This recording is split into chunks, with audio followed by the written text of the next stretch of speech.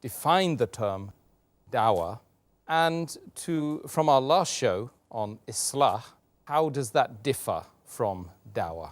Alhamdulillah. Wassalatu wassalam. Ala Rasulillah wa ala ali wa sahbihi ajmain. Amma ba'd. A'udhu billahi minash shaitanir rajim. Bismillahir rahmanir rahim. Rabbi shrah li sadri wa yassir li amri wahlul 'uqdatam min lisani yafqahu qawli. As far as the word dawah is concerned, when anyone hears the word dawat, especially the people from the subcontinent, India and Pakistan, the moment they hear the word dawat, immediately they start thinking of mutton biryani or chicken biryani.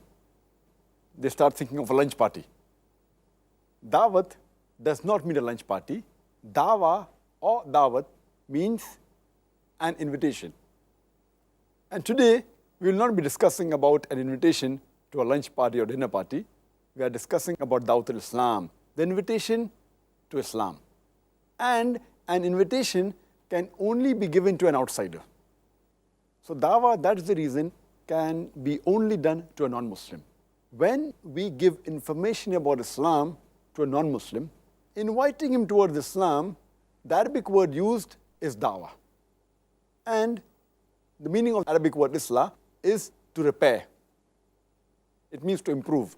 So when we speak about Islam to a Muslim, giving him more information about Islam, the more appropriate word is Islaah. Though both these words are interchangeable, but if you want to use specifically, the word Islaah is used when we speak about Islam to a Muslim, giving him more information, and dawah is a word used when we speak about Islam to a non-Muslim, inviting him towards the fold of Islam.